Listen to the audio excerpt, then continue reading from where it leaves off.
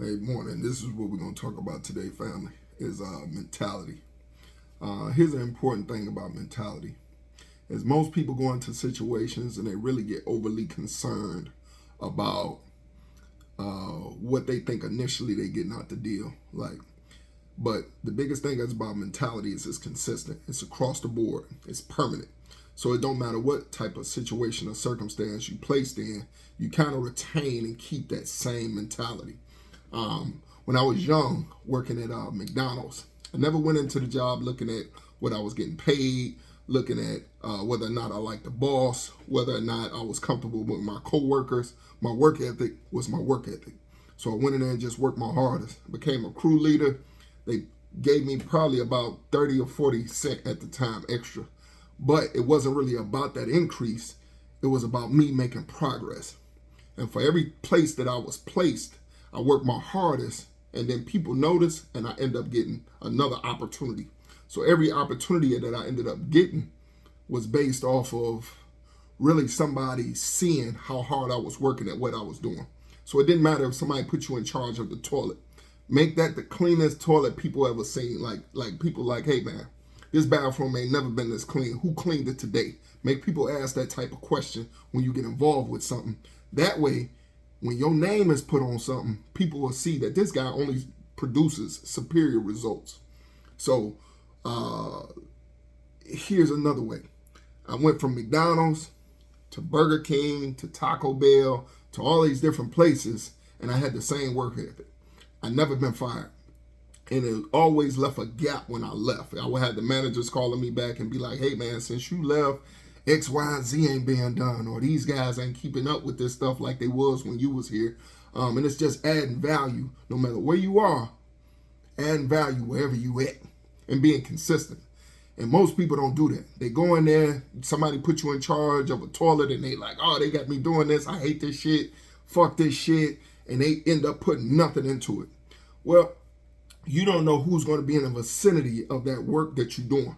Being in the, like if you cutting grass out there, you don't know who's going to ride past and see that line and be like, man, maybe if this guy had his own landscaping company, this guy probably be phenomenal. So a lot of people will say that they want to make $1 million, but they don't have $1 million mentality. The mentality is what's going to take you to the million. Not unless you're hitting the lottery or something, and that's by chance or by luck. And the percentage of that is very, very low. The percentage of you having the right mentality and evolving is what's going to really take you to that next level.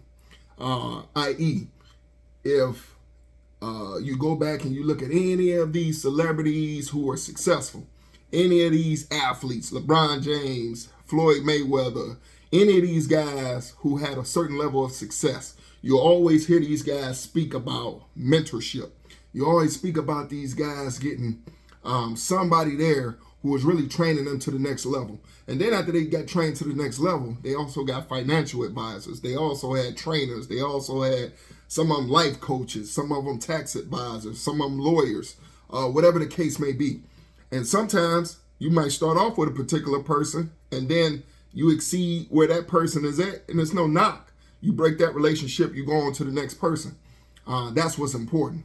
So I had friends on pretty much each level that, I kind of worked my way through in life. And then what you do is you don't really have to break off them relationships, but your core friends are going to be the people who's heading in the same direction as you're going. Because however you invest that time, if you invest that time with guys who are master fishermen, guess what you're going to become?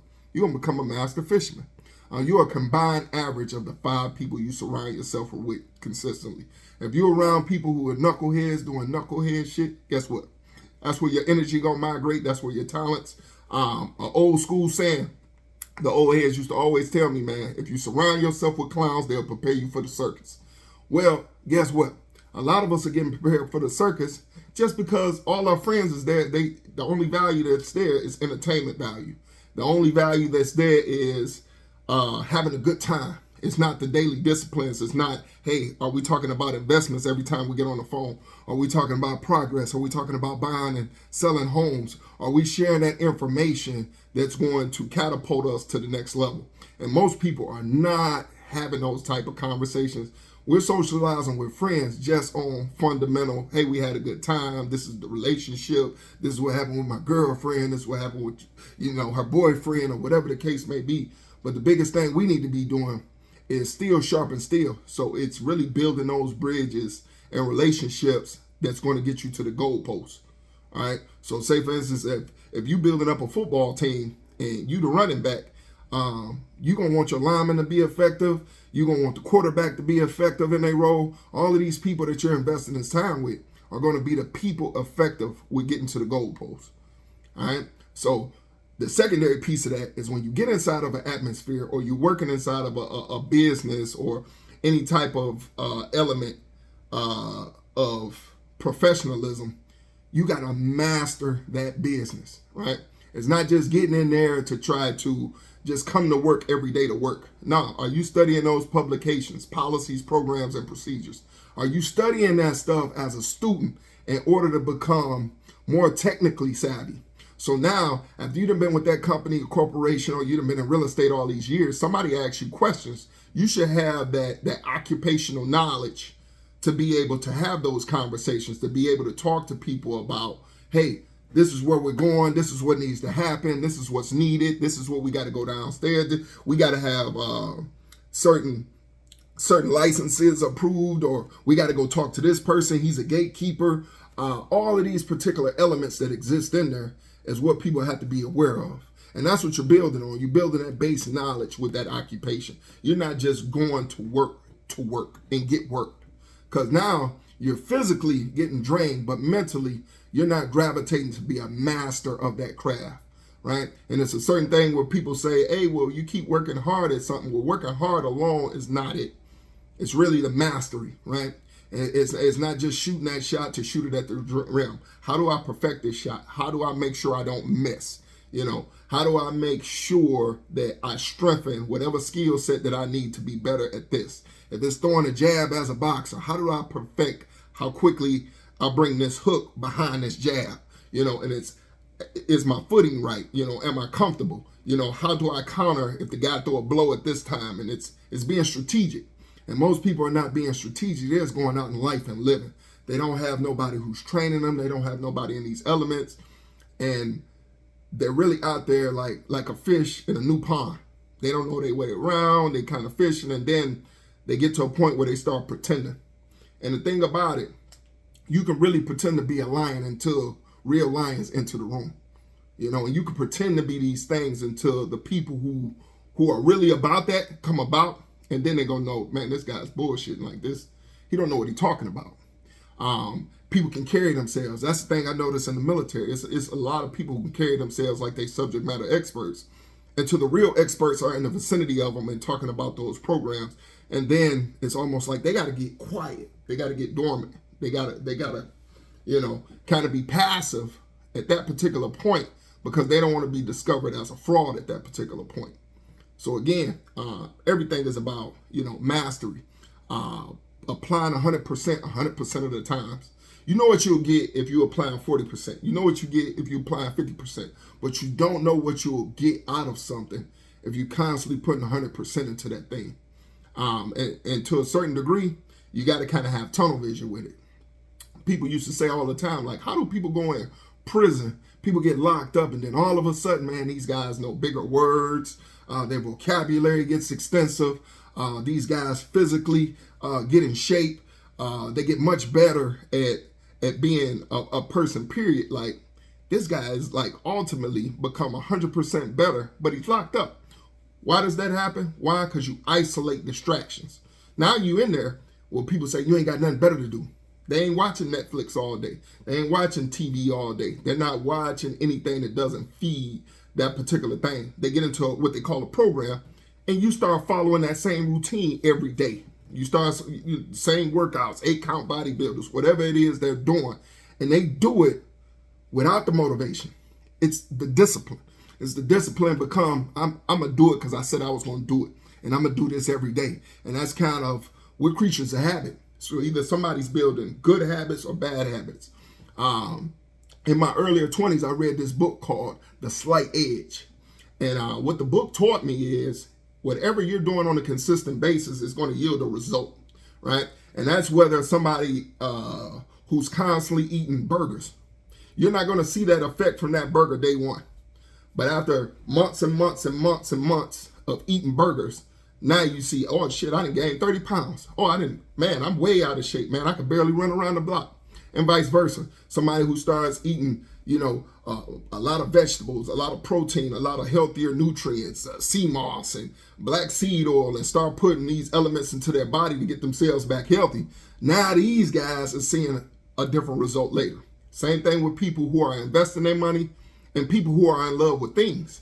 If you grew up and you're in love with things, you're in love with different brands and, oh man, Gucci, Louis Vuitton and all of this, and you have that love for that. And then, oh, by the way, that love is also coupled with a deep insecurity, right? And a lot of us grew up where we were deeply insecure with ourselves, and how we brought value, or how we appeared to have value, is to have things on. We had nice jewelry on, man. We got $1,000 shoes on.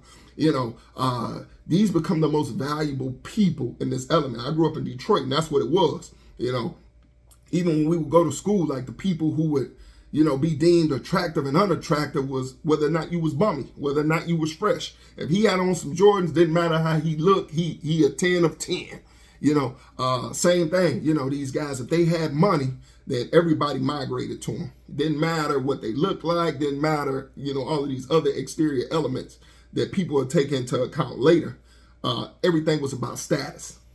Well, after you get older and you really have access to this stuff, the more cars you're able to buy, the more watches you're able to buy, then slowly that stuff stopped becoming important. And after a while, you're like, man, it don't even matter if I got this watch or not. Man, I got 50 watches. So now the watches are not important. Once you done bought, a $75,000 or $100,000 vehicle, now it's nothing, because it's just point A to point B. Well, and it's like, now whether or not this money is going to take me to the next level. If I had a couple hundred, how am I getting to being a thousandaire? How am I getting to be a millionaire? How am I getting to be a multimillionaire? How am I getting to a billionaire? And am I making this progress? So every time you look at yourself years after years after years, is your assets declining? And I'm talking about actual assets, not just things. People think owning things and owning assets is the same, and it's not. An asset is something that if I decide to liquidate some of these items, I can get something back off of it. I can actually make more off of what I put off into it. I put off into it $100, and now it's worth $200 when I sell it back to somebody. And that's what we're talking about with a progressive mind state. And the vast majority of people are born with natural talents. When you get in the vicinity of somebody, you'll figure out that, man, this guy really, man, I didn't know you could draw. Man, I didn't know you could sing like that. Man, I didn't know this guy could dance. Or, man, whatever it is, whatever skill set or talent somebody has. But when you get close to them, you'll figure that talent out even when you thought that person didn't have a talent. So everybody gets a gift. Now, whether or not they putting themselves in the right element to expose and use that gift, that's up to you. It's really up to you. And it's whether or not you make that decision sometimes to take a few steps back and really put off into that thing that you love, because that's where you're going to be 100% invested.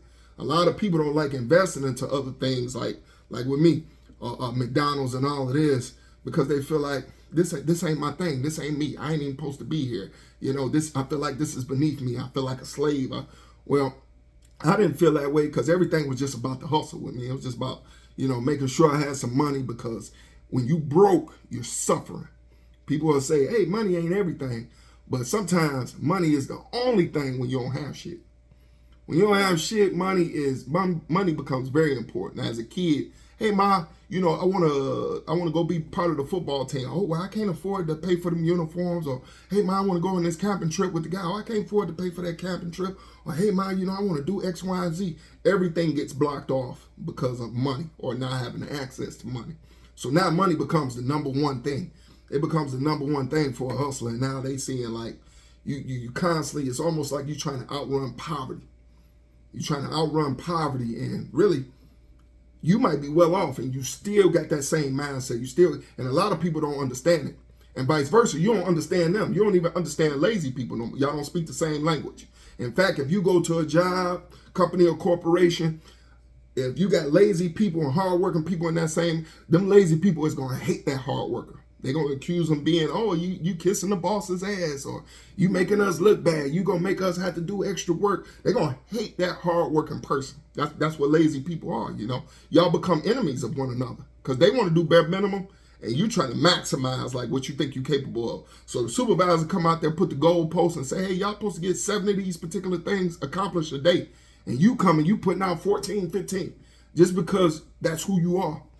Well, all of these lazy rascals who's been barely making that 7 in there is going to hate you. Because now you're exposing them. You're exposing them for being bare minimum. And now they look at the capability standard. The company might say, everybody should be putting out more. They should be putting out more, and people are going to hate you for that. But here's the thing. You got to have a spirit of competition, in this world. And now, because a lot of people just want to be, they existing under this victimhood. They existing under this. They want people to feel sorry for them. They want people to understand like, oh, man, woe is me. And, they want people to connect with that. Well, okay, in the beginning, somebody might give you that shoulder to lean on. Somebody might feel bad for you. But deep down, they really thinking, oh, I'm just glad it ain't me. I'm glad I ain't in that circumstance. Because imagine this. Imagine you see somebody, you walking through your neighborhood and somebody fell down and hurt themselves. You going to help them up, and initially you be like, man, this guy tripped and fell and hurt himself. Like, oh, man, damn, that's bad. We get it. Man, you're going through some pain. But then you come a few weeks later, same guy, same location, laying in the same spot, telling people that same story over and over and over again. Well, now after a while, you're going to be like, man, what the hell is wrong with this guy, man? He fell like months ago, and he's still sitting around talking about that. He didn't move on yet. Like, the human body, if I cut myself and I don't have any type of immune deficiencies or no issues, my body automatically, I don't have to talk to it, I don't have to motivate it, it's going to automatically start scabbing up, and the blood is going to begin to clot and start healing itself. The healing process starts immediately. Only people we get to hold on and hinge on to whatever injuries or whatever trauma happened to us, we hold on to it forever. So you got to make that conscious decision to say, you know what? This happened a long time ago. It's time for me to move on. Whether I need to go get counseling for that, whether I need to go talk to somebody, get it off my chest, I need to cry, I need to vent. But then you need to get past it. Because guess what's happening?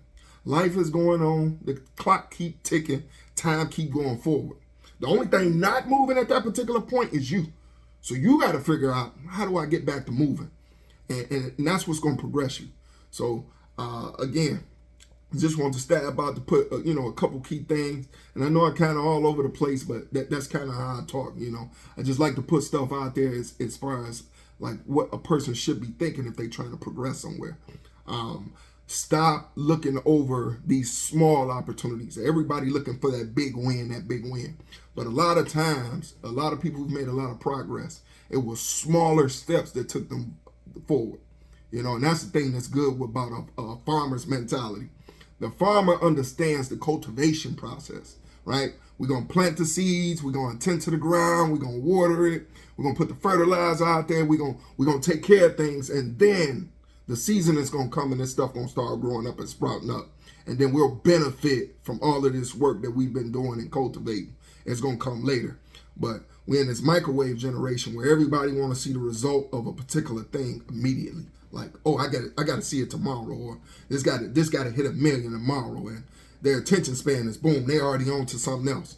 Well, if you don't show that level of commitment to nothing, then nothing is going to really come full circle for you. So you got to stay down like 4 flats on the dump truck. I'm Donnie, and that's my message for the day, man. Y'all have a good one, family. Hold down.